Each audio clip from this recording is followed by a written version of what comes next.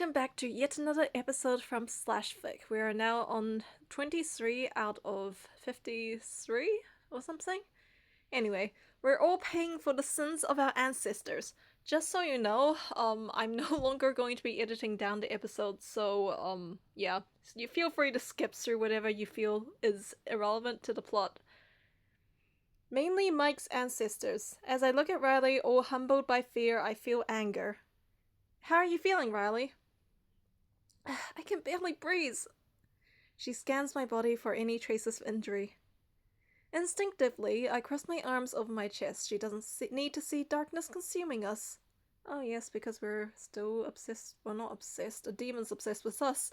I contemplate the best way of telling them that someone can invoke the darkness in others, someone being hooded people. Cultists. Always messing up everything. They need to know what's going on. I can't do this by myself. What is it? Mike went feral on me. I witnessed the ritual. I have no idea how to beat this. Well, all three of them could apply. Mike went feral. Bro killed his sister at 6. He's being feral. The first option sounds so dirty. Really? Oh, I see. So this is a Mike episode. Just a little bit. I'm more pressed and stressed than a panini, Nico. That's exactly what it is. I have no idea how to beat this. Wait, that's causing the darkness in me to grow? I knew it. I should have just thrown myself under Mike's knife when I had the chance. Wow, so positive of you, Jackson. Because you get another chance, Jackson, because Mike is out of control. Actually, that's not right. He's under control, just not... It's so hard to explain where to start. How about you focus and start at the beginning? I decide to skip the part about waking up in a dream so I don't mention the creepy dude. Yes, that Nightmare on Elm Street guy or whoever that was. I do not know when he's coming back. Things are already complicated enough. Instead, I jump right to the subject of Mike. So you know how Mike seems to be able to do things other slashers can't? I'm not so vibing with that. Mike comes when he isn't summoned and goes where he wants to go. You're saying he can do it at will. No, what I'm saying is, what if it's not at will? At least not his will. Oh. Oh, okay, so someone's actually pulling the strings on him. I think someone is controlling the darkness inside of him, yes. The counselors turn to Riley. Not me! Everyone just knows that it's Riley's fault whenever things go wrong. He'd love Riley to be the one behind it all, and he's scared she's not. He's not scared of her, he's scared for her. My bet is on those hooded people. I mean, just look at her, Jackson. She's really not claiming the stage, is she? I'm more like dying on one. You won't die, Riley. I won't allow it. But what if you can't stop it? I can. I just need to break the bond. Right now, it's killing both of us. When you said someone is controlling the darkness inside Mike, is that what happens to you if you don't break the bond? Bad people will make you their puppet. With all eyes on me, I swallow hard. I don't think so. Well, maybe for a short while, but I'm not Mike, you know, not the big, strong killer type. Plus, he's already dead. When darkness takes over, I'll probably just, well, you know, just die. Nothing big. Not if, not when, if. But it won't take over. Fear in his eyes tell me that he doesn't believe what he's saying. I do appreciate the efforts, though. Yeah, it won't. What can we do to help? I think for a minute. When Mike turned on me, I ran into Jay's cabin, and I found this toy. Really, really old toy, the kind that spins. I should have picked the pan instead. The toy stopped Mike for a second, at least long enough for me to escape. He stared at it like he was hypnotized. And I think that is the toy, is how I got back here. You think it's because of the spinning. Can we see it? I don't have it, but the toy is somewhat important. Of course it is. Colonial, I think. It's really, really old. Took me to a settlement. It was on the list. A bunch of settler names, probably all related to the cultists. And, yep, Riley, we needed you as... Well, not Riley, Nico, we needed you as a scribe. Dunlap. Pringle. I remember Pringle because MC was super hungry. Yes, Pringles! Pringles, seriously, I told you to bring a scribe! Look, I wasn't planning to go alright. Mike sorta took me. And I was panicking at the time and the list made no sense and I was hungry. We're wasting time. Names are a dead end. We need that toy. Maybe we can use it to break the bond. I'll go with some books. I'll help you. 2 sets of eyes are better than 1. And Jackson's gonna hide. Yep, good idea. Mike's out for your blood. How do you plan to search for the toy? You gonna summon the guys? No, I think it might be better not to for once. Determined, I walked to the woods right to the tree with the symbol. Jay called a portal. Well, not so many words, but still. I raised my palm against the tree bark, gathering courage to press it against the symbol. In daylight, it doesn't look so scary, but then again, I'm only guessing it can take me through time. What if it takes me straight to these hooded freaks?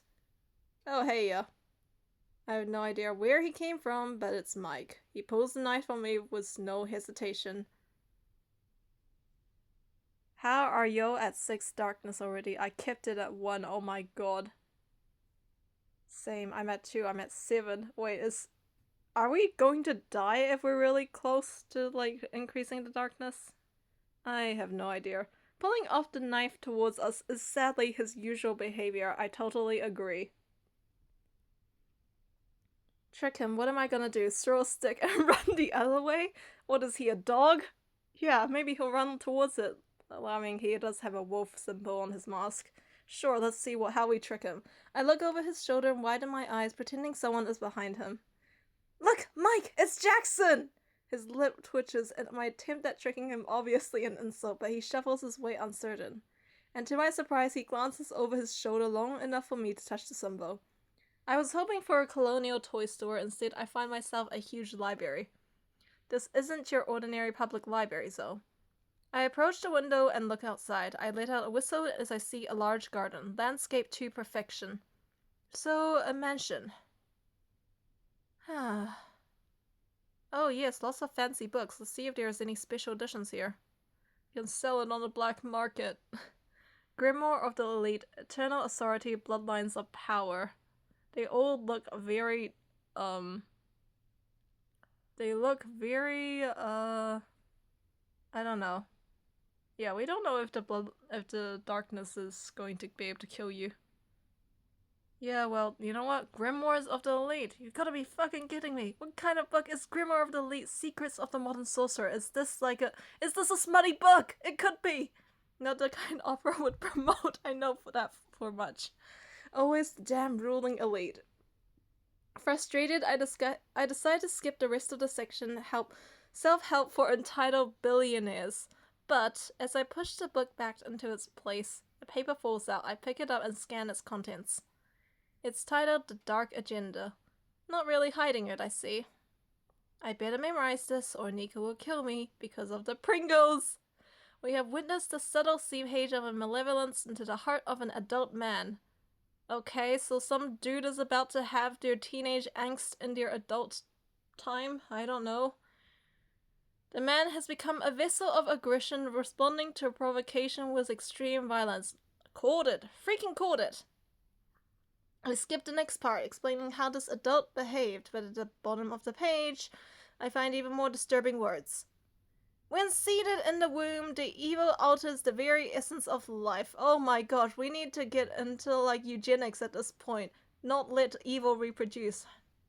Corrupting the unborn with ideologies that serve the interests of their rulers. Through indoctrination and suppression of natural instincts, the child can be molded into a compliant subject. Children are increasingly susceptible to manipulation, fed on a diet of distraction, misinformation, and fear. Yes, that's why cults get you when you're young.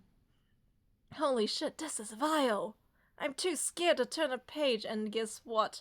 It's Liz and Mike and Jay. So, who was the adult then? And who was the seedling? Who was the child? Wait, let's see. We know who the seed was. Mike told us he was born with the darkness, so the man must be Liz and the kid is Jay. Oh. Wait, so that means Ghost is the exception to rule, and it's possible that Lisa had something to do with the experiments and the Dunlaps and settlers were doing and found it out. Commenters... Oh my gosh, these commenters are way smarter about this than I am. I am, like, just rolling along. Like, what the heck is going on? He was just a pawn because some depressed girl wanted revenge. It's gonna break my heart. Oh my gosh, okay. So, who was the seedling? Mike, their own heir, must have been affected in the womb. How horrible is that? No wonder he's aggressive. A ghost is the anomaly. Ah, yes, just like the commenter said it. I head toward the door when a person steps in. Oh, it's you again. Took you a while. His eyes scan the room. Never took him for much of a reader. Is someone else watching through his eyes? Is it possible? I should have checked the desk drawers. Alex, you idiot! Of course you are. I crumpled the paper behind my back, trying to look as cool as possible. Nice place, really. Such a warm home. Could be warmer, though. Just give me some matches and a can of gasoline! Oh my gosh, your hang was Jay for way too long.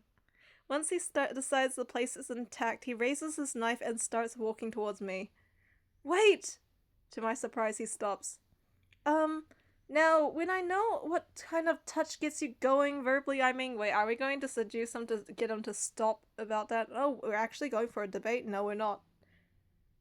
A sexy debate, a stimulating debate, a controversial debate! Oh my gosh, what is this? Stimulating? Oh, don't say wait, dude.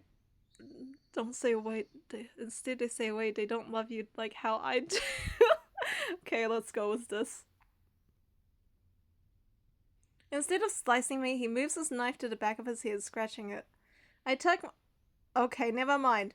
We're seriously debating in a horny option? Nah.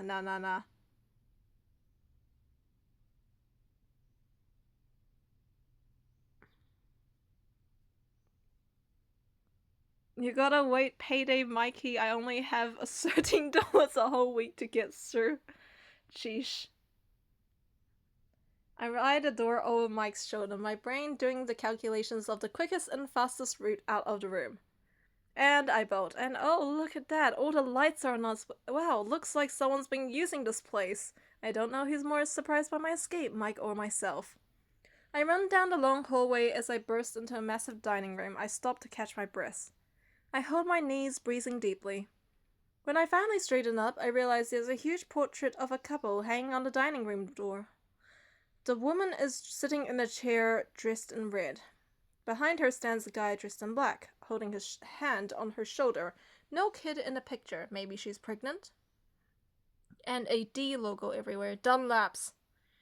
It's the couple before, and I've seen the logo too. It's all over the camp. It's like a whole family and organization. You're not Florence. Nope, I'm not Florence. Well, who are you? What are you doing in my house? I'm trespassing, Dib. You found the necklace, Deborah. The driver is waiting. We'll be like, oh, and who are you? Pete stands next to his wife, both of them now staring at me. I'm playing catch with Mike. You mean hide and seek? Because I don't see Mike anywhere. And that still doesn't answer my question. Who are you? I take a few steps towards him and pushes my finger angrily into his chest. He flinches. I'm the person you tried to get rid of or failed to, and it turns out I'm more resilient than you have ever hoped for. Wait, maybe that hasn't happened yet, and we're literally just acting like a maniac. Their eyes shoot up just as Mike bursts in, wielding his knife. Just as his parents, Mike stops in his tracks. He glances at me, then looks at his parents, frowning. Mike? Dib's eyes go teary as she grabs Pete's hands, obviously touched. Look, Peter, we did it! All our sacrifices and dark pacts works! Wonderful! It's like a scientific breakthrough! A true embodiment of our legacy! We need to tell the others! What legacy? Seriously, he's a person. Pete moves, walking around Mike like he's admiring an art piece. Mike grinds his teeth. Oh, this violent potential, ours to shape and control. I mean, you could also just learn shooting and be a mass murderer like all of the American shooters out there. No, not that I'm actually, like, promoting that. Imagine a world where our blood reigns. Oh, okay. Our product carving our path through chaos, establishing the Dark Order. This is a sign, Deborah. We need to reignite the flames of terror from which it was born. Stop calling him it. He's a person. With his own minds and feelings, show him some respect. Like, stop calling him it. Does he look like some clown with a big forehead and a bald head? My gosh. Wait. Mike's not an it. He's wait, I actually never asked his preferred pronouns. I mean, let's hope that, like, we've been calling him the right pronouns. It would be extremely awkward if it turns out that he is a she or a they or a them, and then he's like, I don't know. I think I need to just shut my mouth at this point.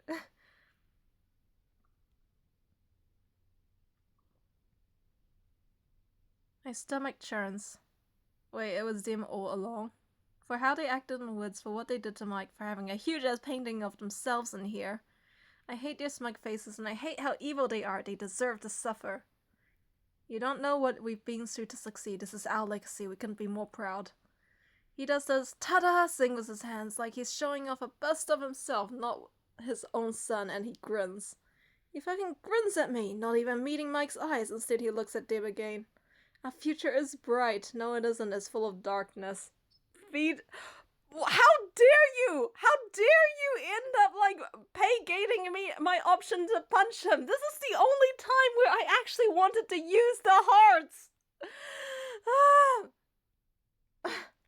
These people are something else! They have knives, machetes, and chainsaws, and they run around with masks trying to get me. But when I seen who is behind it, I'm not terrified, I'm also horrified. I can never imagine someone like this exists, not in my worst nightmares. Unfortunately for you, MC, there are tons of these awful people in the world. How do you defeat this? Not one good cell in their bodies. Unsure of my next move, I stand there frozen. Then Mike reacts. In one swift move, he slashes his dad and... yeah, okay. Stabs her mom. Stabs his mom. Great. And, oh, wait a second. That's the little kid! So seriously, he killed his parents, and he basically inspired the smaller version of himself. No! The kid is watching! My words only give him more strength. He's having his revenge for both mics in the room. Oh no! I wish I had help somehow. By some miracle, the air shifts and my friend is spawned into the room. Oh my gosh. Alex, what is this? Nico, you came at the worst time! No! No! No, why did you kill Nico? No! And now the circle is complete. Who the heck are you? As I graze my friend's head into my lap, I raise my head to the newcomer. The first thought in my mind feels like gibberish. It's impossible, and yet... Jackson? No, it's Barnaby Cooper. You played your part perfectly. No way! What the heck? I'm... Nico, you weren't supposed to die!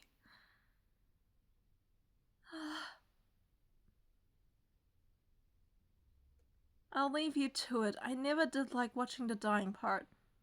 I barely registered Barnaby turning and leaving the room, then Mike's panicked look. Or was it the other way round? Time feels elastic, stretching out as all clarity escapes my mind. I want to wrestle this force. I want to reclaim my body and mind. As I slowly drift away, I realize I'm finally completely and fully connected to Mike. I can shatter the spell. I can set him free.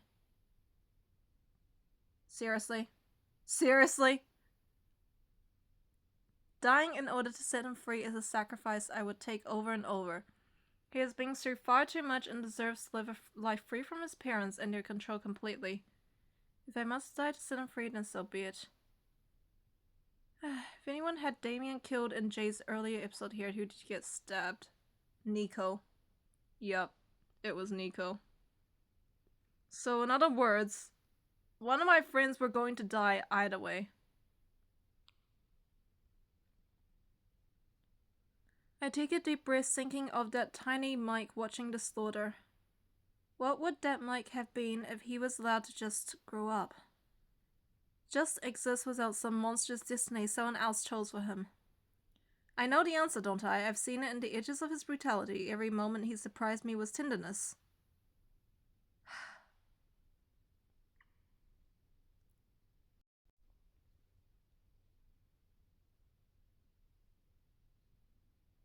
In my last act of defiance, I whisper, "You're not alone.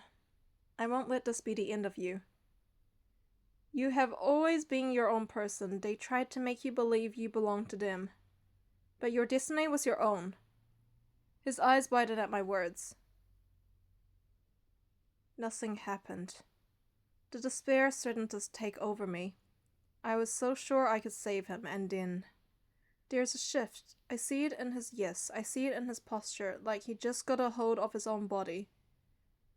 A glimmer of clarity sparks behind his eyes. He locks his eyes with mine, like I'm his lifeline.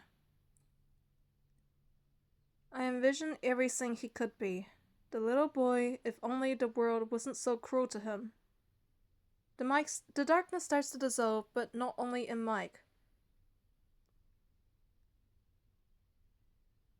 I pull my shirt away, and sure enough, the dark web is retreating. Does this mean the bond is broken or weakened? Will I live? Mike takes my hand and intertwines his fingers with mine. You're alive. I am, and you are too. But different. Want to see how different? I nod, unsure what to expect. His hand reaches for his mask. I'll do it. I slide my fingertips up his drawer, and he draws a breath. I straighten up, lean in, dropping a kiss to his lips. He smiles against it. He fucking smiles.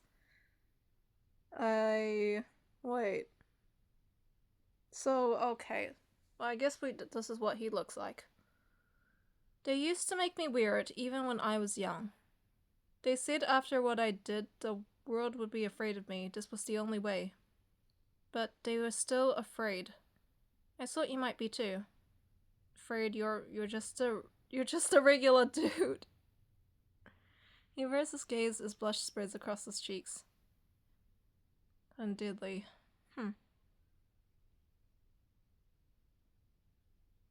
Almost feels like a second face to me now.